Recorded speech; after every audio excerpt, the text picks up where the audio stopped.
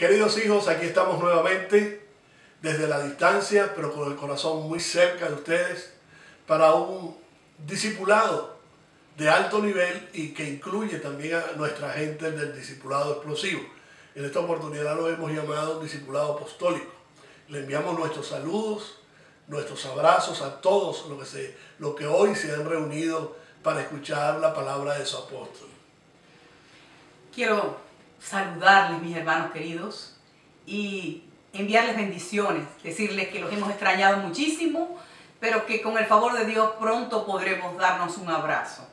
Es para mí un gozo estar en medio de ustedes en esta reunión, esperando también como ustedes la palabra del Señor para crecer, para ser edificados y para ser bendecidos. Con este calor del corazón y este amor, quería arrancar también como un segundo punto después de esta salutación con una información y dejárselas a todos ustedes, líderes, ministros de la Casa Bonita.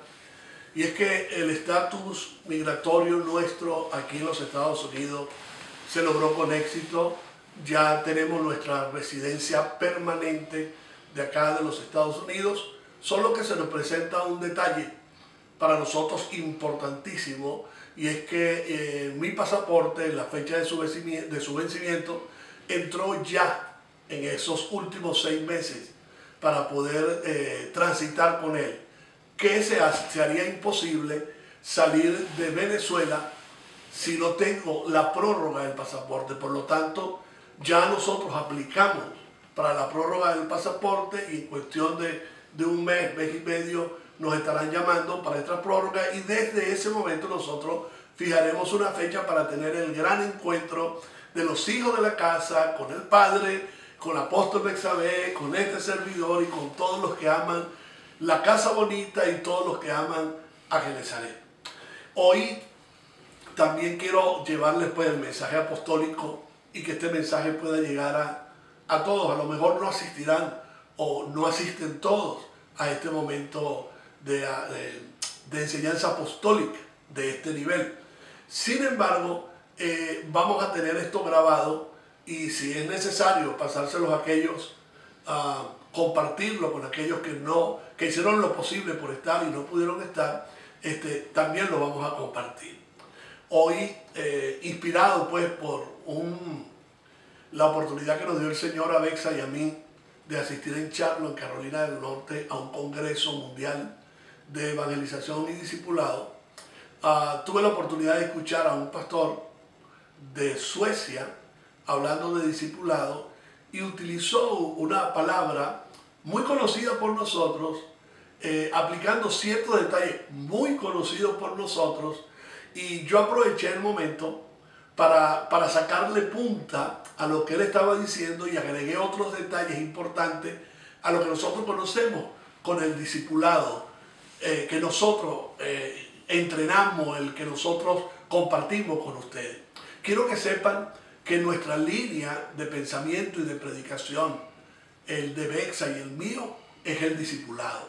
Nuestro mensaje se va a basar siempre en el discipulado. Bexabé le explicaba a una de sus sobrinas recientemente en Madrid, mientras yo predicaba, Bexabé hizo un resumen y le explicó inmediatamente pesca. Ella le informó a la sobrina que Arnoldo siempre va a predicar pesca, y quiero decirles que fuera de esto no voy a predicar, porque eso es la orden que Dios nos ha dado a nosotros de llevar este mensaje discipular. Hoy, que es una novedad para algunos, pero ya para nosotros desde hace 15, 16 años atrás, Dios nos dio la visión discipular. Por eso nosotros decimos que cada iglesia Genesaret es una casa discipular. Es una iglesia discipular donde todos sus miembros, sus feligreses, todos aquellos creyentes pasan en la transición a convertirse en discípulos del Señor. Por eso yo quiero tomar 2 pasajes, hacerlos paralelos. Y no se asombren, porque yo soy de los que reviso bien todo lo que tiene que ver con el contexto o la descontextualización de los pasajes. A lo mejor lo que yo voy a tratar hoy, el tema que les voy a tratar, hoy va a rayar entre la contextualización o la descontextualización. Sin embargo, hay ciertos detalles en los dos pasajes que aplican a la hora de hablar de la característica ideal o el deber ser de todo discípulo. No olviden, mis queridos hijos, líderes, pastores, ministros, profetas, incluyendo también apóstoles, que el rango en la cadena de mando no omite el que nosotros seamos discípulos. Porque primero que ministros somos discípulos. Pasamos por ser discípulos para poder entender la grandeza del llamado de Dios y el ministerio. Entonces la siguiente exposición, y por eso la voy a dejar claro, la voy a realizar por contraste entre los actores de las porciones bíblicas tomadas como base.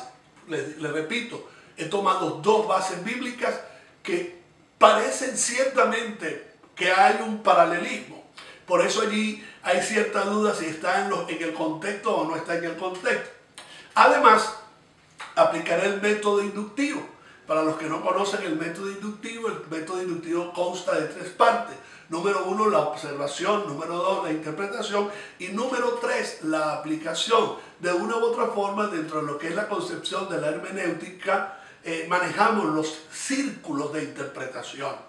Ahora, también vamos a utilizar ciertos paralelismos para llegar a reflexiones y revelaciones de perfiles concretos del comprometido seguidor de Cristo.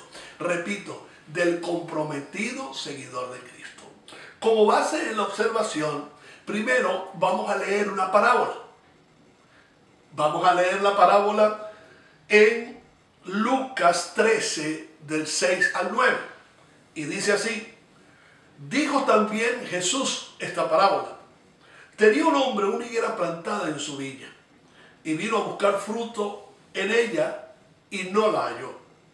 Y dijo al viñador: he aquí, hace 3 años que vengo a buscar fruto en esta higuera, y no lo hallo. Córtala. ¿Para qué inutiliza también la tierra? Él entonces, respondiendo, el viñador, le dijo: Señor, déjala todavía este año, hasta que yo cabe alrededor de ella y la abone. Y si diere fruto, bien, y si no, la cortarás después. Le dije que iba a hacer un paralelismo en unión con otro texto de Mateo 21, 18 al 20, que dice así, que incluye también un pasaje sobre un protagonista que es un árbol. Dice, por la mañana, Mateo 21, 18 al 20, dice, por la mañana, volviendo a la ciudad, tuvo hambre.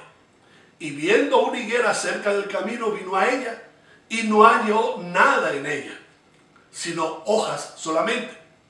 Y le dijo: nunca jamás nazca de ti fruto. Y luego se secó la higuera. Punto. Viendo esto los discípulos, pongan atención a esto, viendo esto los discípulos decían maravillados: ¿cómo es que se secó enseguida la higuera? Ahora vamos a la observación. Observemos el primer pasaje para luego entrar de la observación a la interpretación y luego darles una aplicación. Ciertamente es una parábola, ¿ok? Y en la parábola nosotros encontramos una narración de enseñanza moral. Puede ser de enseñanza moral, puede ser de enseñanza ética, en lo que respecta al mensaje de Jesús. Normalmente es un relato muy sencillo y fácil de entender, la parábola, en la que se utilizan las pasiones y deseos humanos a través de personajes, animales o aspectos cotidianos de la vida. Encontramos como actores, número 1, al dueño de la viña. ¿Qué pasó con el dueño de la viña? Según Lucas, tenía un hombre una higuera plantada en su viña. Era el dueño, el propietario de la viña, y vino a buscar fruto en ella, y no la halló. Y dijo al viñador: he aquí, hace 3 años que vengo a buscar fruto en esta higuera, y no la hallo. Córtala. ¿Para qué inutiliza la tierra? En la observación encontramos que hay un derecho patrimonial, el derecho patrimonial del dueño de la tierra, ¿verdad?, donde está sembrada la higuera. Quiere decir que su derecho está sobre la tierra y lo que se siembra en esa tierra. Por otro lado, de una manera muy sencilla, observamos que de parte del dueño hay una legítima demanda. ¿Y la demanda cuál era? Si esta higuera se sembró en mi tierra, la tierra es mía, la higuera es mía, ¿qué estamos esperando normalmente, naturalmente que se produzca? O bióticamente, que dé fruto. Y él fue a encontrar fruto. Y es lo que esperaba. Él evaluó los resultados, dice que por 3 años estuvo buscando hallar fruto en el árbol y no lo encontró. Por otro lado, entonces encontramos su legítima decisión o argumento legal. ¿Cuál es el propósito por el cual se sembró esta planta si no es para que dé fruto? Este es el argumento legal o legítimo. Si no da fruto, entonces estoy en mi derecho de que se arranque de raíz o se corte la higuera para que no inutilice la tierra y darle lugar a otras. De modo que el dueño tiene el derecho de dar una sentencia. Ser el dueño y ser el juez absoluto para cortarla. A esto el viñador responde, el viñador se expresa y dice, él entonces respondiendo le dijo, Señor, déjala todavía este año hasta que yo cabe alrededor de ella y la abone. Y si diere fruto, bien, y si no, la cortarás después. Vamos a ver o a observar la intervención o la mediación del viñador. Porque aquí yo analizo el carácter del viñador. Dice que hay un debido respeto a la demanda que hace el dueño. Él responde y le hace una petición. Él respondió. Este tipo de respuesta nada tiene que ver con contradicción de órdenes, sino al contrario, es una respuesta o una respetuosa sugerencia. Por allí vemos también entonces que su intervención es intencionalmente mediadora. Privó la concesión de segundas, de terceras y en este caso de una cuarta oportunidad. De modo que la perspectiva, la óptica que tiene el viñador es de abrir una nueva oportunidad, que él va a hacer el esfuerzo. ¿Quién va a hacer el esfuerzo? El viñador, para hacer el esfuerzo para un nuevo intento restaurador. Va a un cuarto interno, un cuarto intento, porque hay un ultimátum. Y este viñador ha tomado o ha asumido la responsabilidad de cavar nuevamente, de abonar nuevamente la planta, porque pienso que al viñador le dio dolor, se sintió responsable y toma una segunda oportunidad. Por otro lado, hay un hecho concreto. Por la mañana, volviendo a la ciudad, tuvo hambre y como les leí anteriormente, Jesús llega en ese momento, no encuentra frutos en ellos y ¿qué sucede? La maldice y se seca. Y me llama la atención es la reacción de los discípulos. A mí me llama la atención del viñador en la parábola, pero me llama la atención la reacción de los discípulos. Dice, viendo esto, los discípulos decían maravillados, ¿cómo es que se secó enseguida la higuera? Vamos a analizar los actores. A Jesús. Su necesidad. Jesús tenía una necesidad como hombre. Tuvo hambre. Segundo, ¿cuál era su expectativa? Que esa higuera bióticamente estaba allí para dar fruto y no dio fruto en el momento que Jesús le exigió el fruto, y no lo halló. ¿Cuál fue su sentencia? Nunca jamás nazca de ti fruto, y luego se secó. Ahora veamos a los otros actores, a los discípulos.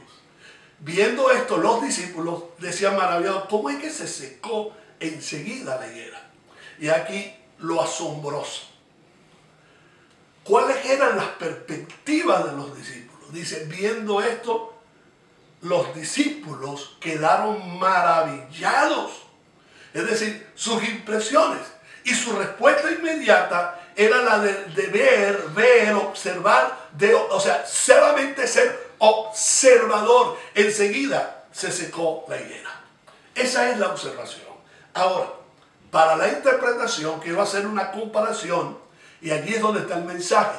Yo simplemente me voy a fijar en el carácter del ser humano, que en ese momento debería actuar como mediador, o en el caso de los discípulos, las expectativas que ellos tienen y ver que vino la maldición sobre la higuera, se secó y ellos solamente su reacción fue quedarse maravillados. Muy distinto a la reacción del viñador. Por otro lado, entonces dice que el viñador es un activador del fruto, y esta es la interpretación. El padre de la criatura. Por lo tanto, me imagino que él tiene un principio de vida. Si la sembraste, tienes que hacerte responsable por ella. Y es interesante porque este señor, yo lo veo aquí haciendo la función del Padre, con el Espíritu del Padre, con la intervención del Padre. Porque Jesús dijo, yo soy la vid verdadera y mi Padre es el labrador, el viñador. Y esto es interesante. Entonces vemos en el viñador este espíritu de paternidad, de cuidado para la restauración de la higuera o del árbol. Por lo tanto, un restaurador o activador asume la mayor responsabilidad. Es un cultivador, cuida la tierra y las plantas para que fructifiquen, hablando del conocimiento, del trato, de la amistad. El cultivador busca mediar para mantener una relación, para estrechar lazos, y es lo que yo veo aquí en este viñador. Cultiva buenas relaciones. Un viñador, un restaurador, cultiva buenas relaciones. Jesús dijo en el Antiguo Testamento, Isaías 58:12 dice, algunos de ustedes reconstruirán las ruinas desoladas de sus ciudades. Entonces serán conocidos como reconstructores de muros y restauradores de casas. Es decir, restauradores de casas en ruinas. Y este es el espíritu que a mí me asombra ver en el viñador. Interesante. Por otro lado, el viñador evita buscar los culpables. Evita conformarse con expresiones, bueno, se hizo lo que se pudo. Ese espíritu no está en él. Ese carácter no está en él. Por otro lado, un restaurador o activador es un creador de oportunidades. Nunca se da por vencido con la gente que le han puesto a su cuidado. El viñador es proactivo. Hasta que yo cabe, dijo, hasta que yo cabe alrededor de ella y lo abone, y la abone. Es decir, que el cultivador busca los medios necesarios para que no se pierda. Busca los medios necesarios para restaurar. Por eso un restaurador o un activador programa y tiene un plan. Le dijo, dame tiempo, déjala todavía. Eso es ser mediador. Y ahí tenemos la escena del Hijo de Dios.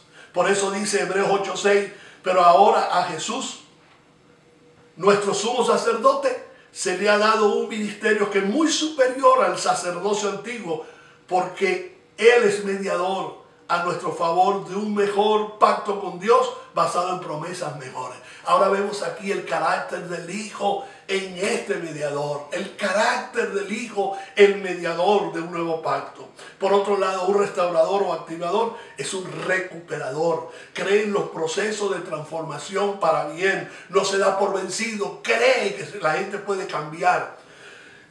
Y es un convincente productor, que como lo tuvo Pablo. Pablo, escribiendo a Filemón, le dijo, te ruego por mi hijo Onésimo, a quien engendré en mis prisiones, el cual en otro tiempo te fue inútil, pero a ti y a mí no es útil. De modo que en este caso, apostólicamente hablando, este viñador tiene el corazón de Pablo, un corazón productivo. Él escogió juzgar a la gente por su esencia y no por sus defectos. En su esencia en sí, porque Pablo sabía que Onésimo, cuyo nombre significa útil, sabía que lo iba a convencer para esto. Por otro lado, estamos hablando de los discípulos como actores también. Y a mí me asombra que son discípulos. Caminan con Jesús. Y aquí las buenas referencias para tomar de estos discípulos, para mí, en este caso, por eso es que yo les digo que a lo mejor yo me salgo del contexto, pero este detalle hay que hacerlo. Se llaman discípulos, pero este tipo de discípulo simplemente es un espectador impresionado, contemplativo. Es aquellos discípulos que buscan explicación a la impresión y a la experiencia y quieren vivir de experiencia. Y que son reaccionarios, no son proactivos. ¿Qué aplicación le puedo dar yo a esto? De una manera muy sencilla. Porque esta mentalidad discipular hay que cambiarla. Hay que cambiarla para que se conviertan en tener el carácter del viñador, es decir, el corazón del Padre, la intercesión del Hijo y el carácter apostólico de Pablo para cambiar lo que no es, lo que un tiempo pareció inútil, en útil. Porque el ministerio y la influencia nuestra tiene que ver con la gente. Nosotros somos facilitadores de la vida de la gente, creando nuevas oportunidades. Por lo tanto, mi pregunta al final para hacer la aplicación es, ¿cómo cambiar esta mentalidad?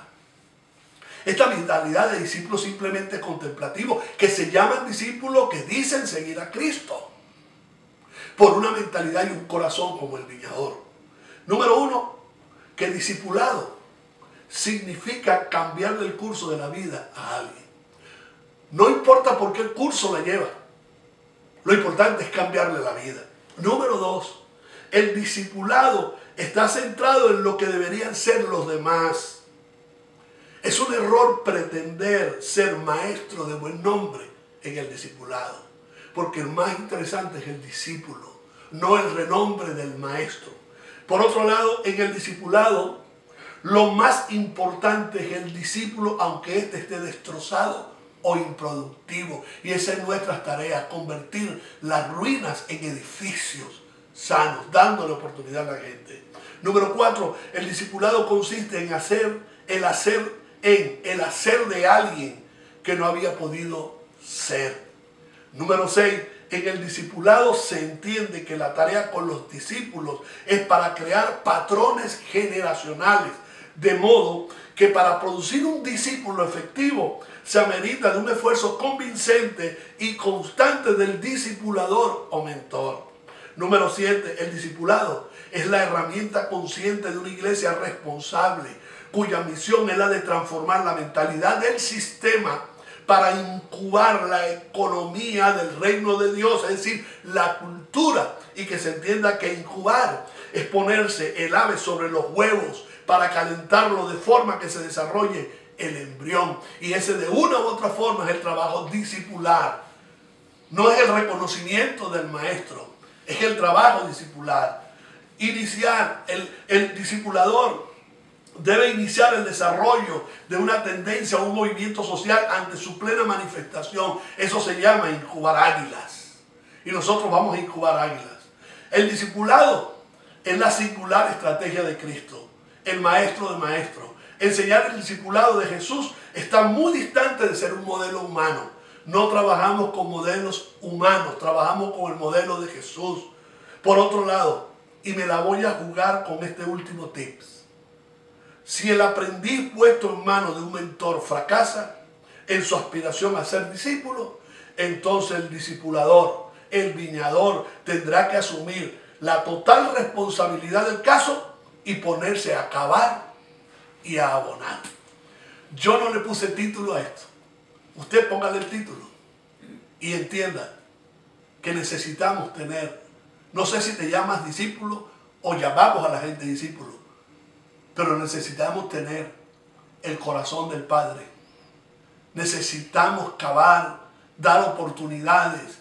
El labrador, que es el viñador de oportunidades. Tener el carácter del Hijo de Dios como mediador y tener la vocación del apóstol Pedro, la vocación apostólica de transformar a lo inútil en inútil y dándole en útil y darle la mayor de las oportunidades a la gente. No te canses de hacerlo. Sigue cavando, sigue trabajando con la gente, que a su tiempo el Señor te dará la recompensa. Aunque no debes poner la mirada en la recompensa, pon la mirada en la gente que Dios te dio a cuidar. Y aunque esto te suene sencillo, repetitivo, muchas veces tomamos la actitud simplemente de la jerarquía de un discípulo y nos olvidamos que nuestro trabajo es con la gente. Y nosotros somos facilitadores de la vida de la gente. Si te toca cavar, sigue cavando, continúa cavando y conviértete en un discípulo que sabe trabajar su viña y que le da oportunidades a todo el mundo. No te rindas con la gente, saca lo mejor de ellos.